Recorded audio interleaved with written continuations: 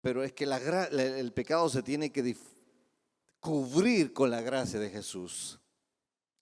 Y voy a hablar un poquito de eso. Luego vamos a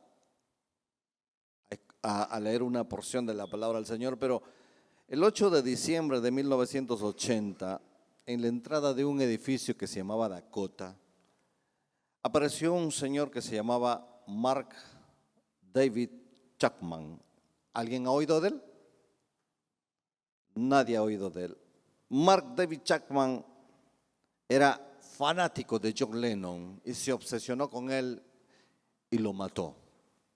Chapman fue condenado a cadena perpetua y está apelando a la justicia poder salir en libertad, pero la justicia lo deniega. ¿Y por qué hablo de él? Porque ya por los años 90 me llegó la revista de nuestro querido Gigi Ávila, una revista, y él hablaba de que David Chapman había sido evangelizado en la cárcel, había recibido a Jesús, y él va a los cultos de las iglesias en la prisión, está arrepentido de haber matado a John Lennon, está arrepentido de haber apretado el gatillo, pero la ley humana tiene un veredicto que es culpable de homicidio y tiene que cumplir ese homicidio. Entonces, si el Señor pudo perdonar a David Chapman, que fue famoso por matar a John Lennon, ¿qué te hace pensar de que Dios no nos puede limpiar nuestros pecados? Yo creo que al día de hoy, que yo sepa, nadie ha matado a nadie. Nadie ha cometido un homicidio. Pero sin embargo, a veces tenemos tanta carga, tanta culpa, que no sabemos cómo procesarlo. Vamos a ir un ratito a Primera de Corintios. Primera de Corintios, vamos a ir a la Biblia un ratito para poder dar. Primera de Corintios, el capítulo 3, versículo 16. Primera de Corintios, el capítulo 3, el versículo 16. Yo lo voy a leer. Dice, ¿no se dan cuenta de que todos ustedes juntos son templo de Dios y que el Espíritu de Dios vive en ustedes? Entonces, según este pasaje, tú, yo, somos el templo del Espíritu Santo, o sea, el Señor vive dentro de nosotros, el Señor vive en tu cuerpo, vive dentro de mi cuerpo y Él ha hecho habitación dentro de nosotros. Es un poquito complicado porque tenemos en mente que la casa del Señor es un templo, sí, una iglesia, o sea, son paredes, son piso. Tenemos nuestro concepto religioso de que Dios vive en un lugar así, ¿no? Cuando nosotros nos vamos, este lugar queda vacío y queda otra vez como el salón de recepciones Roma. Pero Dios vive dentro de ti, está viviendo dentro de ti. Y si vive dentro de ti es que tú eres un templo, dice la Biblia, que Él está dentro de nosotros 24/7. Entonces yo quiero que ustedes sepan y entiendan que cada vez que ustedes se levantan, Jesús está a tu lado y dentro de ti. Caminas con Él, te bañas con Él, comes con Él porque está dentro de ti. Es un templo del Espíritu Santo. Entonces, nuestra iglesia es la iglesia de la más que se ha salido del marco religioso. ¿Por qué? Porque hemos pensado, si vamos a la casa de Dios, vamos a la casa de Dios. Y la casa de Dios piensan que es esto. No es esta la casa de Dios. En un tiempo, en el Antiguo Testamento, sí había un templo hecho por Salomón y ahí el Señor descendía con su presencia. Pero hoy, después de que Jesús muere en la cruz, nosotros somos el templo. Y como templo tenemos que tratar a nuestro cuerpo como templo. Por eso el Señor dijo, ama a tu prójimo como a ti mismo. Que si tú no te amas, no amas tu templo, no amas el templo del Señor. ¿Y por qué empiezo por ahí? Porque hoy voy a parafrasear mucho en lo que es el libro de Ezequiel. En el libro de Ezequiel, el capítulo 8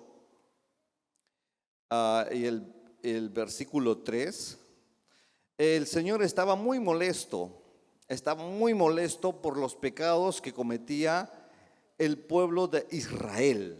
Israel, como sabemos, es el pueblo de Dios por excelencia, pero el Señor estaba muy molesto con ellos. Estaba tan molesto que le dice a Ezequiel que le va a llevar al templo y le va a mostrar el pecado, dice, de los hijos de Israel. En el versículo 3 dice: extendió algo que parecía ser una mano. Ezequiel, el capítulo 8, el versículo 3 dice: extendió algo que parecía ser una mano, me tomó del cabello, luego el Espíritu me elevó al cielo, me transportó a Jerusalén en una visión que procedí de Dios, me llevó a la puerta del norte, del atrio interior del templo, donde hay un ídolo grande que ha provocado los celos del Señor. Bien, aquí Ezequiel está hablando del templo de Israel, de Jerusalén, pero yo he dicho que tu cuerpo ahora es el templo del Señor. Jesús vive dentro de nosotros. No lo digo yo, no lo dice la religión, lo dice la Biblia. Entonces le dice que mire al norte y en el atrio de la puerta del norte ve un ídolo. Y yo estuve pensando cómo se saca el norte, ¿verdad? Te paras, pones al sol al este, tu mano izquierda al oeste, la frente tuya es el norte y tu espalda es el sur. Si el Señor le dice que en el norte hay un ídolo, estamos diciendo que frente a ti, porque ahora tú eres templo del Señor, hay un ídolo, hay muchos ídolos que la iglesia tiene, ¿no? Y no estamos hablando de santos, de vírgenes, no, estamos hablando de que los cristianos hacen ídolo de muchas cosas. Pueden hacer de su trabajo, pueden hacer de... Yo he visto cristianos que no quieren ni que toquen a su carro. No, se ponen el grito en el cielo. Si se le pierde el celular ahora es ídolo de los cristianos. Paran con el celular más que con el Señor. Paramos, yo no me excluyo. Entonces hemos hecho de muchas cosas ídolos que han destruido nuestra vida. Hemos hecho ídolos de formas de vida, hemos hecho ídolos de rencores, de amarguras que hemos guardado por mucho tiempo, y eso ha destruido nuestro templo o ha fracturado nuestro templo. Y el Señor le dice a Ezequiel que al norte, o sea, en tu frente tienes un ídolo. Cuando hay muchos ídolos, y no hablo, como les digo, no hablo hoy de religiosidad, de santos, de vírgenes, no hablo de eso. Hablo de los ídolos que están en nuestra cotidianidad. Hablo hasta las mascotas ahora son ídolos. Los cuidan más que los hijos, la mascota. Se fractura el pie una mascota y lo operan, lo llevan al cirujano y le ponen lo cuidan más que al marido, las mujeres, a las mascotas. De verdad. Y bueno, y es un perro, ¿no? Valga la comparación, ¿no? Entonces, esos ídolos, dice Dios, que les causa mucha molestia, les causa ira. ¿Por qué? Porque el Señor sentía celos cuando alguien adoraba a un Dios que no era Él. Era muy celoso. Luego dice más abajito, de pronto allí estaba la gloria de Dios. El versículo 5 dice: entonces el Señor me dijo: hijo de hombre, mira hacia el norte. Así que miré hacia el norte, y junto a la entrada de la puerta que estaba al altar estaba el ídolo que tanto había provocado los celos del Señor. Vuelve a mencionar en el versículo 5 al ídolo, pero no dice el nombre. En otros pasajes de la Biblia dice: ya había un ídolo que era de acera, el otro ídolo era de Milcón, el otro ídolo era de Moloc, pero aquí no dan un nombre, porque estuve buscando cómo se llamaba el ídolo. Y el ídolo realmente no aparece con un nombre. Es decir, que nosotros los cristianos le provocamos celos a Dios teniendo unos ídolos en nuestra casa. Puede ser un programa de televisión, puede ser, qué sé yo. Yo conocí a un hombre que se compró una batería de alta gama, de muy alta gama, que lo alquilaba pues a esos grupos de antología para que hagan sus conciertos, a Más Castro. Y él agarraba sus platillos con un guante, dice, para que el sudor no quede en los platillos. Y cuando tú querías ayudarle, ponía el grito en el cielo y decía, no, no, no, no, no, no, solamente yo. Ya se volvió su ídolo. Ya se volvió su ídolo esa batería. Y al final de la historia, te digo que la vida de ese hombre es un desastre. Porque él era cristiano, pero convirtió a ese instrumento como ídolo. Y el Señor, en este caso del Antiguo Testamento, de Ezequiel, tiene mucho celo, mucho celo. En el versículo 6 dice, hijo de hombre, ¿ves lo que hacen? ¿Ves los pecados detestables que cometen los israelitas para sacarme de mi templo? Es decir, si nuestro cuerpo es el templo del Señor, nuestras faltas hacen que Él salga de nosotros. Ahora, en el libro de Efesios, el capítulo 4, el versículo 30, dice, no entristezcas el Espíritu Santo. Entonces, si nuestro cuerpo es templo del Espíritu Santo y al cometer ciertas faltas delante del Señor, entristecemos. Qué bueno que lo entristezcamos, lo entristezcamos al Espíritu Santo. ¿Por qué digo bueno? Porque si viviésemos en el tiempo de Ezequiel, otra sería la historia. Ahora voy a llegar a ese punto. ¿Cómo termina este pueblo y por qué nosotros somos gente privilegiada que tiene una forma de ver la gracia? Dios tiene una forma de ver a nosotros que no somos los que eran el pueblo de Israel. Entonces dice, pero ven y verás pecados aún más detestables que estos. Luego me llevó a la puerta del atrio del templo, donde pude ver un hueco en el muro. Me dijo, ahora, hijo de hombre, cava, acá decía con G, cava en el muro. Entonces cavé en el muro y hallé una entrada escondida. Entra, me dijo, y mira los pecados perversos y detestables que cometen ahí. Entonces entré y vi las paredes cubiertas con grabados de toda clase de reptiles y criaturas. Entonces lo que le está diciendo el Señor a Ezequiel es que en el templo había un hueco y Ezequiel agranda el hueco y le dice, mira más adentro. Si nuestro cuerpo es el templo, yo digo, ¿dónde podría estar el hueco? ¿Dónde podría estar esos huecos? Yo pienso que en los ojos. Yo pienso que en los sentimientos, en el corazón, si nuestro cuerpo es el templo. Entonces, dice, había grabados de reptiles, figuras detestables, había ¿qué más? Y había, dice, cosas perversas y había paredes cubiertas con grabados de toda clase de reptiles y criaturas detestables.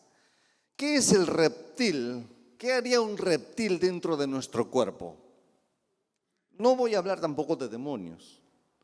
Estoy hablando de pecados. Yo creo que el reptil, ¿qué es? Un animal frío. La frialdad. La iglesia se ha vuelto muy fría, ¿saben? Muy fría. No tiene sentimientos. Yo he entrevistado a mucha gente cuando van a mi casa a pedir consejería pastoral. Y me han contado cómo los pastores los han maltratado, cómo los han humillado, cómo los han disciplinado. Cuando alguien caía en falta, cómo los han disciplinado. Miren, yo conocí el caso y conozco el caso de iglesias donde cuando una persona comete un error, por ejemplo, un hermanito le engaña a su esposa, saca los pies del plato. A ese hermano lo disciplinan, lo ponen en la parte de atrás. Nadie le saluda, nadie le da la mano. ¿Por qué? Porque está disciplinado porque cometió adulterio. Entonces, esa frialdad reptiliana, podría decirse, ha herido a mucha gente. Yo me molesté con este pastor, le dije, ¿cómo puedes hacer algo así, pastor? Le digo, ¿cómo puedes ponerlo a esa persona que ha cometido una falta y le pones el título de adúltero? Está bien, lo hizo. Pero ¿qué dice la Biblia? Si alguno ha caído, restaurarle ustedes con espíritu de mansedumbre. Entonces, si una persona cae en ese nivel de pecado, porque somos humanos, entonces hay que estar con ellos. Yo le digo, ¿alguna vez le llevaste comida? ¿Alguna vez te tomaste un desayuno con él? ¿Lloraste, lo abrazaste, ayudaste a que su hogar se recomponga, que los dos se perdonen otra vez? No, mejor lo discipliné y ahí. Por alguna razón estás como estás, porque el tipo le había agarrado una parálisis facial. Por razón estás como estás, Leo. ¿Dónde está tu corazón de padre? Yo he tratado gente, ha venido a mi casa gente que me ha dicho, pastor, la regué. No es de acá, obviamente, por eso lo cuento. ¿Y cómo la regaste, hermano? Embaracé a una mujer, me dice. Y yo tengo mi esposa por allá, tengo mis hijos, y ahora embaracé a una mujer y nació una bebé. ¿Qué hago, pastor? Y le digo, siéntate ahí. El tipo me mira como que con miedo, con un terror, me miró, ese joven nunca volvió a darme su cara. Se sentó ahí, siéntate ahí, le digo. La multa, ese es un chaufa. El joven me mira con un terror. Y yo le digo, voy a cambiarle el nombre. David, le digo, no sabes cuánto te ama Jesús. Y esa mirada de terror se convirtió en llanto y empezó a llorar, y a llorar, y a llorar. Pastor, yo pensé que tú me ibas a condenarme. Y yo le digo, no puedo hacerlo, Jesús te ama demasiado. ¿Y ahora qué hago? Enfrenta la vida como macho. Enfrenta, ve y dile, cometí este error. Y si mi esposa te bota, lo mereces, pero vamos adelante, el Señor sigue amándote. Enfrenta esos errores como hombre. Tuviste la hombría de hacer otra hija fuera de tu matrimonio, ahora ten la hombría de enfrentar a tu esposa, de decirle, la regué, porque es tarde que temprano se va a enterar. No puedes llevarte este secreto a la tumba. Tu hija va a crecer y un día te va a buscar, y si tú no le dices, le va a agarrar un infarto a tu esposa. Estuve con él casi 2 meses, ayudándolo, ahí orando con él, abrazándolo. Venía todo desesperado, pastor, mi esposa ya se enteró y creo que me van a botar en la casa. Bienvenido al club, le digo, si te botan en la casa, vienes acá, yo te doy un cuarto, pero vamos a estar juntos en esto, ¿está bien? Vamos a estar juntos. Al final pasaron el tiempo, fueron a terapia familiar, los mandé. Yo no soy terapista familiar, vaya tal pastor, los mandaba por acá y por allá. Al final su hogar se restauró poquito a poquito. No fue el mismo, pero dieron el primer paso. Y si yo hubiera sido ese pastor que condena, tienes una hija, desgraciado, estás con el diablo endemoniado, disciplinado, a mí no me vengas aquí a hablar, vete allí con tus pecados. El tipo se hubiera suicidado. Yo le dije, mira David, no tienes idea cuánto te ama Jesús. Y cayó en llanto el muchacho. Entonces, mis queridos, cuando Ezequiel ve estos reptiles pintados en la pared y el Señor le dice que eso es cosa detestable, esos reptiles, esos lagartos escondidos en tu cuerpo, escondidos en tus recuerdos, en tu mente. ¿Te acuerdas cuando aquel tiempo alguien te hirió? 20 años atrás sigues llevando ese rencor, esa amargura en los pleitos de hogar. Sí, pero hace 30 años tú me hiciste esto, acordándose de cosas que pasaron 30 años atrás. ¿Qué sentido tiene en la vida de acordarse de algo que ya pasó? Y eso queda grabados en el corazón del templo como un reptil. Hay una lagartija ahí, hay una cobra ahí, hay un dragón ahí, hay un lagarto, ahí mirándote así. Entonces, ¿por qué guardar esos rencores, esos recuerdos? Pero ¿qué más le dice? Dice, también vi los diversos ídolos que rendía el culto del pueblo de Israel. Ahí, dice, había de pie 70 líderes de Israel y en el centro estaba Hazanías, hijo de Safán. Todos los que tenían en la mano un recipiente para quemar incienso y cada uno elevaba una nube de incienso encima de sus cabezas. Entonces el Señor me dijo, hijo de hombre, ¿has visto lo que hacen estos líderes de Israel? Mira lo que hacen con los ídolos en los rincones más oscuros y dicen, el Señor no nos ve, Él ha abandonado nuestra tierra. Si supieran ustedes, hermanos, los casos que he tenido, los líderes de la iglesia hacen cosas escondidas, según este pasaje. Dice, en oscuridad. Yo recuerdo el caso de un pastor. y también ya no está.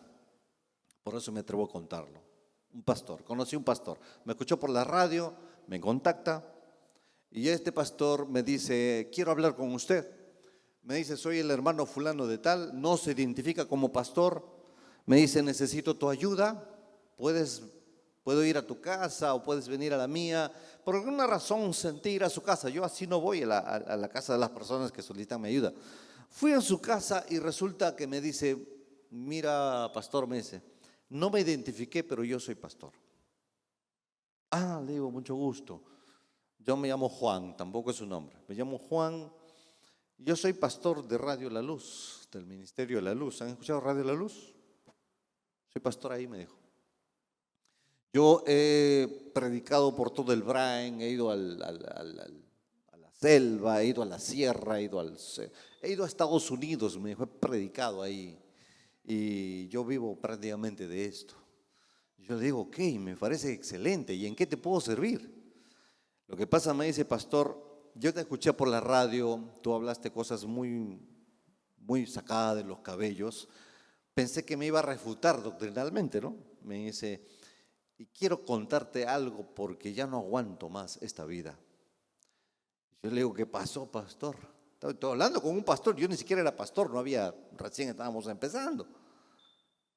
Y me dice, pastor, ya no aguanto con esta doble vida. Yo llevo una doble vida, pastor, me dice. Yo predico en Radio La Luz, termino de predicar, la gente llora y todo lo demás. Y la tarde me voy con mi amante al hotel. Y le digo, ¿eres casado? Sí, me dice, tengo 2 hijos. Ay, caray. Y me dice, yo voy al Brain y luego me voy con mis amantes, dijo. Embaracé a una de ellas y le hice abortar. O sea, para mí era como que, oye, ¿qué pasó aquí, no? Y ya no aguanto con esta vida. Yo le digo, ¿y por qué no buscas ayuda? ¿Por qué no vas a tus hermanos? ¿Sabes lo que me dijo? Ellos me tienen a mí en muy alta estima, me dijo. ¿Qué pasaría si yo les cuento esto? El mundo de ellos se les va a venir encima. Yo le digo, ¿y tu esposa lo sabe? Es la única que sabe. Mira, la pobre mujer sabía todas las mataperradas del tipo. Si tú sabes, tu esposa sabe, sí. ¿Y qué dice? ¿Qué iba a hacer la pobre? Tiene que soportarme a veces porque yo vivo de lo que me pagan predicando. O sea, ni trabajo tenía. Y yo digo, pastor, no puede ser, no entiendo cómo es que pudiste vivir. Y no solamente eso, pastor, me dijo. Después de venir del Brain, me puse mal y me fui a un brujo. En Villa María me estuvieron velando mi cuerpo por 5 días. A un brujo ha habido el pastor. Y era de Radio La Luz, de un ministerio famoso. Ha habido por Estados Unidos, por todo el Perú predicando. Y él era un pastor con doble vida. Y me dijo, pastor, ya no aguanto más. No puedo seguir con esta vida. ¿Qué hago? Me dice. Pero tú predica, le digo, tú sabes lo que tienes que hacer. Es que, ¿quién me va a creer, pastor? Me dijo, ¿quién me va a creer que yo, el siervo, el ungido, hago lo que hago? Estoy harto. He embarazado más de 2 veces a mis amantes, los he hecho abortar, me he ido al brujo, todo me va mal, estoy enfermo, mi esposa me odia, mis hijos me odian. ¿Y qué esperaba, Leo? Que te quieran. Lo ayudé, lloré con él, de verdad, moqué con él, lo abracé, le dije, no tienes idea cuánto te ama Jesús. Me ubicó un octubre. Para el mes de diciembre su esposa me escribe un WhatsApp y me dice, pastor, mi esposo está yendo en una camilla, en una ambulancia, lo llevan al hospital. Y me sorprendió porque yo 3, 4 días atrás lo había visto y estaba muy bien de salud. Y le dije, hermana, ¿qué pasó? Me dice, el cáncer que tenía le brotó de la nada. Ese cáncer estaba pagado por 4 años y de pronto le brotó. Y cuando ya en la tarde me dice, pastor, mi esposo murió. Cuando voy a verla con mi esposa, la hermana me decía, solo quiero saber por qué. No tengo idea, hermana, le digo. Yo nunca voy a olvidar sus palabras, lo que me dijo. Mire, pastor, si mi esposo no te hubiera conocido a ti, hubiera muerto y se hubiera ido al infierno. Te conoció a ti y a través de ti Dios lo liberó, le perdonó todo lo que hizo y todo lo que me hizo y él se fue en paz. Sé que se fue en paz porque yo vi su rostro cuando Él parte se fue en paz. Entonces, mis queridos, ese nomás es la punta del iceberg.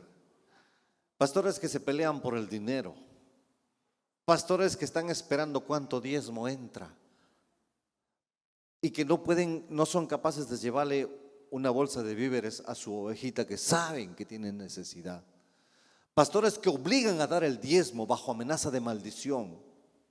Ustedes me conocen, yo nunca he pedido el diezmo, ni he repartido sobre, ni cantamos coro para recoger una ofrenda. Ustedes lo saben. Pues yo tengo mi empresa y yo vivo de eso. Tengo mis manos, tengo fuerza y yo trabajo. Pero hay pastores vagos, sinvergüenzas, que solo esperan el diezmo de la gente.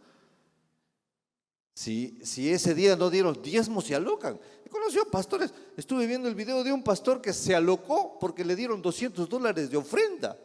A mí me dan $200 de ofrenda, yo hago fiesta. Tengo que invitar pollo a la brasa a todos ustedes con $200. Y el tipo estaba molesto.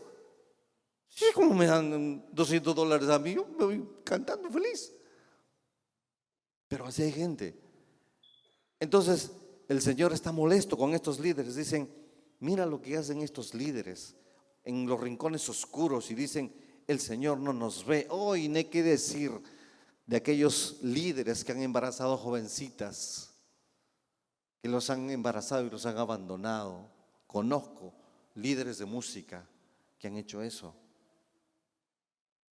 Y ellos dicen, no, Dios no nos ve. Dios no nos ve. Sigue diciendo el Señor a Ezequiel. Entonces el Señor agregó, ven, te mostraré pecados aún más detestables que estos. O sea, yo digo, ¿qué? ¿Que hay más?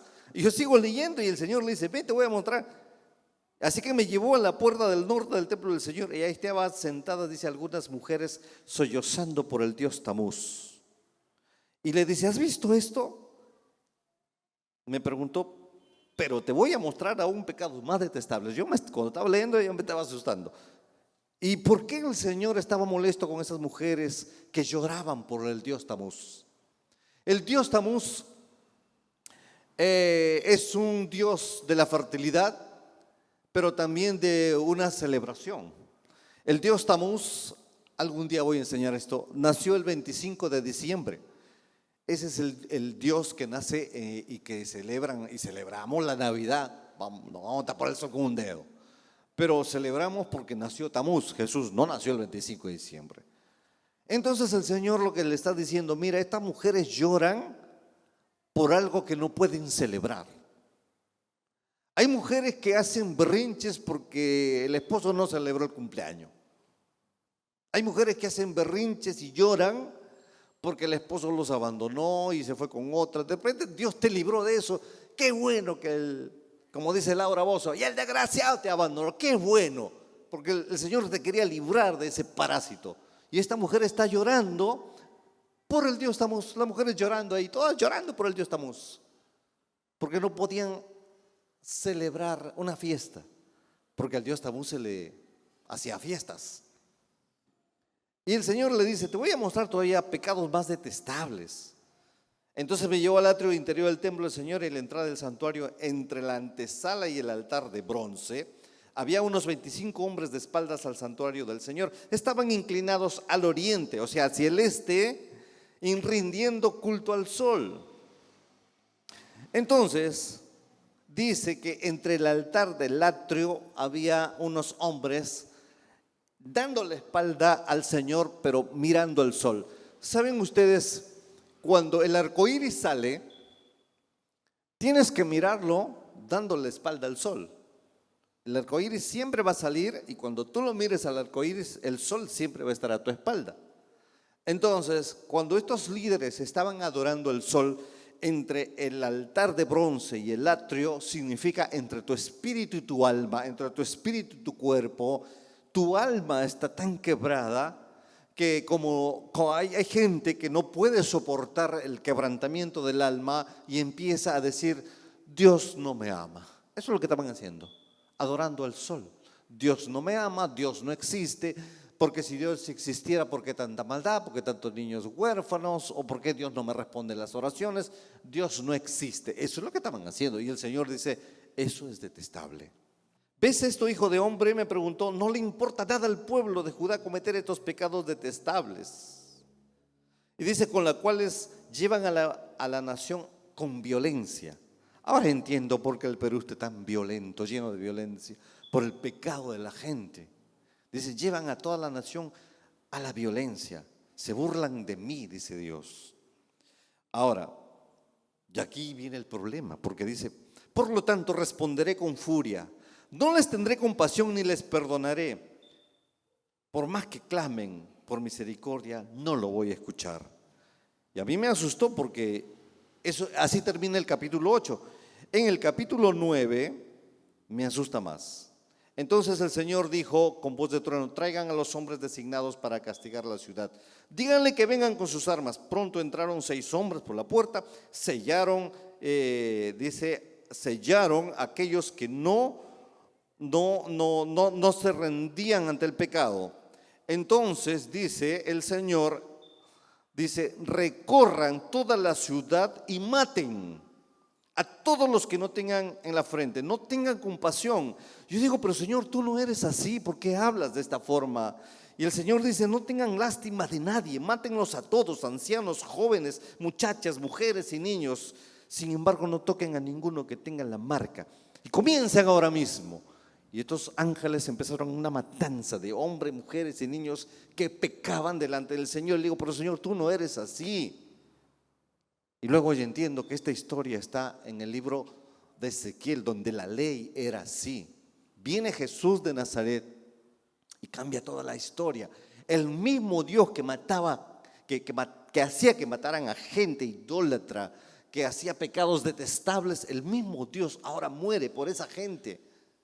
El mismo Dios. Yo digo, ¿cómo es posible que un Dios lleno de amor perdone a gente miserable? Yo les voy a contar una historia.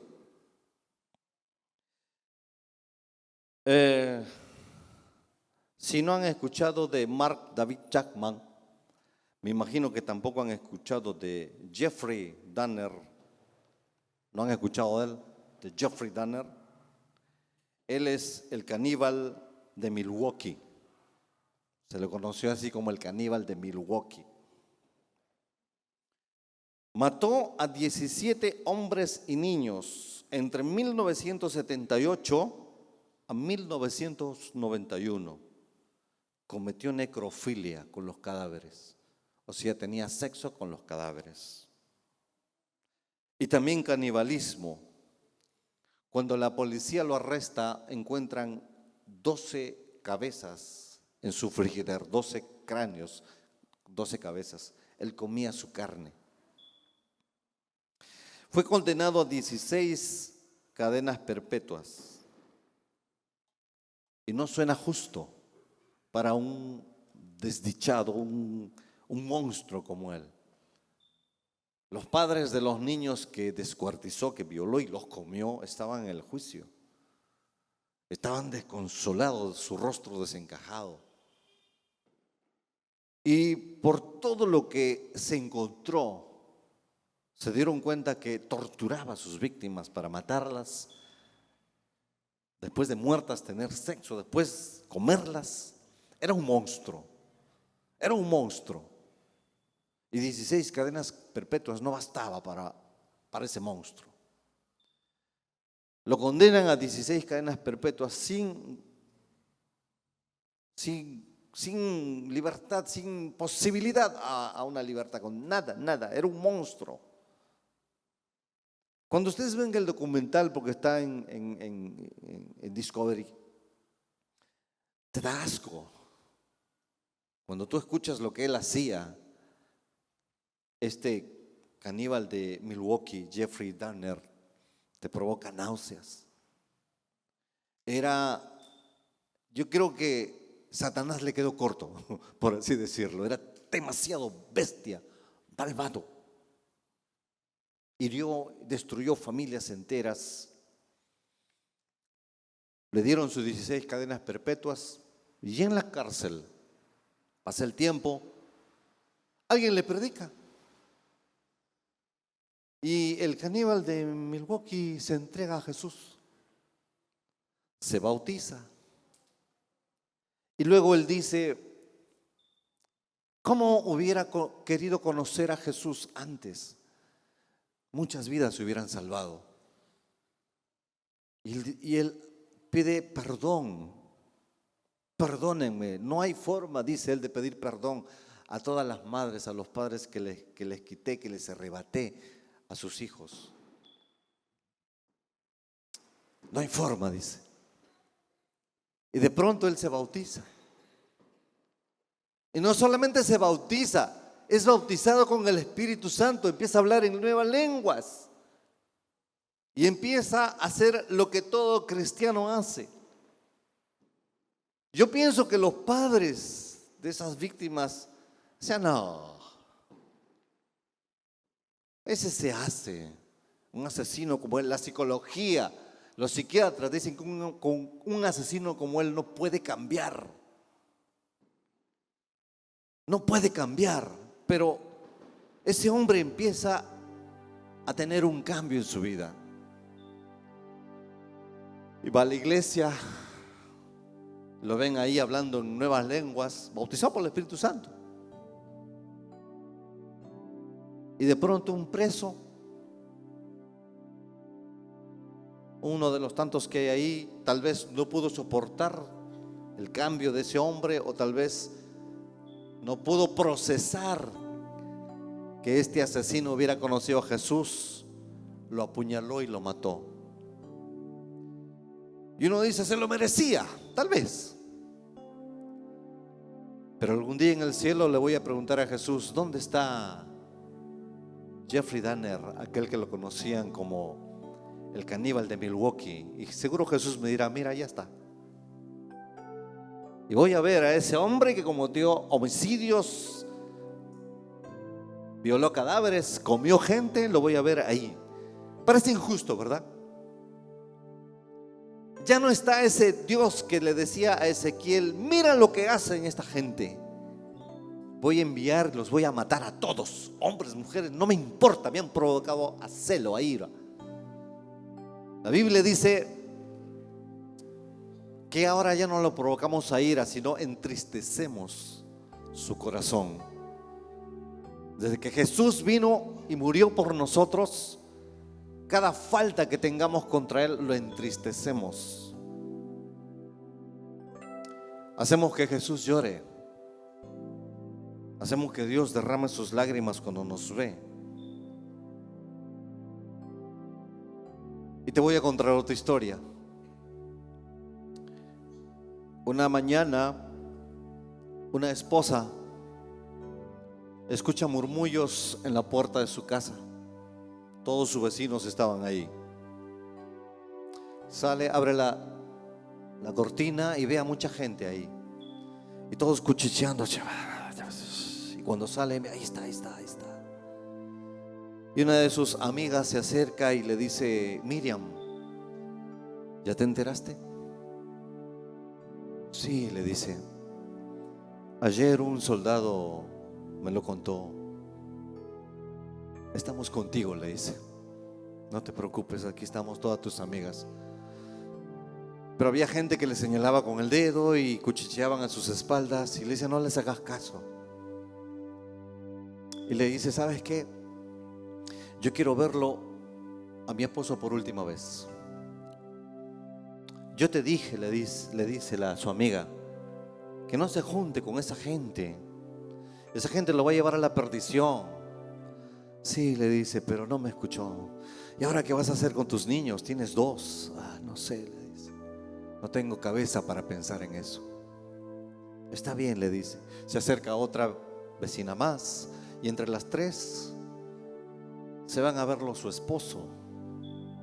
Su esposo ha sido condenado a muerte. Los vecinos le decían, es la ley, tienes que aceptarlo. Otros se burlaban. Y ella se va con sus 2 amigas. Una de ellas le pone el brazo en el hombro y le dice, no sé, algo haremos, pondremos un negocio para ayudarte, qué sé yo, haremos una pollada, una parrillada, vamos a apoyarte con lo que podamos. Caminan un largo trecho desde la casa hasta donde está su esposo. Y ella dice: lo único que quiero verle a los ojos. No sé, le dice, fue un hombre malvado, pero quiero ver en sus ojos si hay algo de amor, siquiera una última mirada de compasión hacia mí. Ok, le dice su amiga, vamos a ver. Y se van, y no solamente hay un hombre condenado a muerte, hay tres. El del costado es su amigo. Y le dice: no lo mires a él. Él lo incitó por ese camino de maldad. Ignóralo. Y el tipo de ahí le decía, el de en medio era un desconocido para ella. El de costado le decía: hey, si tú eres el Hijo de Dios, sálvanos a nosotros y sálvate a ti mismo. El del otro lado, el esposo de la doña, le decía: oye, tú y yo estamos aquí por todo lo malo que hemos hecho, mas este de acá no ha hecho nada. Y de pronto la esposa de este de acá escucha algo que el de en medio dice: no te olvides de mí, le dice, cuando estés en tu reino. Y la esposa dice: ¿qué cosas están hablando? Piedad deben pedir, clemencia deben pedir. Y de pronto el del centro le dice: no te preocupes, le dice, hoy estarás conmigo en el paraíso. Y la esposa lo ve y ella solamente quería un poquito de una mirada de ternura, y de pronto los ojos de este hombre están llenos de amor y tienen una conversación extraña. Paraíso, hoy, tu reino. ¿Quién es este, el de en medio? Si el Señor pudo perdonar a Jeffrey Dahmer por ser tan miserable, asesino, descuartizador, bestia, lo perdonó. Esta mujer fue testigo de cómo el Señor ahí, en medio de la muerte, le daba esperanza de vida a este ladrón, a este asesino. Le daba esperanza de vida. Entonces, cualquier pecado que uno puede cometer, aún como cristiano, el Señor es capaz de limpiarte y de perdonarte aún mientras tengas vida, porque el día que moramos todo habrá terminado. Así que la vida de este homicida termina siendo apuñalado por otro preso. El asesino de John Lennon, cristiano. Este ladrón de la Biblia, cristiano, nunca fue a la iglesia, ¿saben? Nunca conoció un pastor, nunca diezmó, nunca ofrendó. Jesús lo salvó. Esa mujer bajó llena de fe y de esperanza, y les aseguro que esa esposa de este ladrón fue parte de la iglesia de los cristianos. Llegó a su casa y le dijo a sus niños: chicos,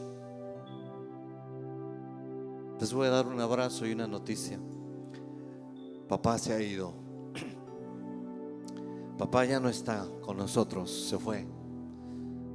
Pero te tengo una noticia, le dice a sus hijos: si nosotros vamos a seguir a ese tal Jesús, hay una esperanza de que lo volvamos a ver. Y tu papá dejará de ser un hombre malvado, miserable, será puro, limpio, con una vestidura blanca. Ese es Jesús. Ese es el Jesús que yo conozco. Ese es el Jesús que yo predico. No el Jesús religioso que condena.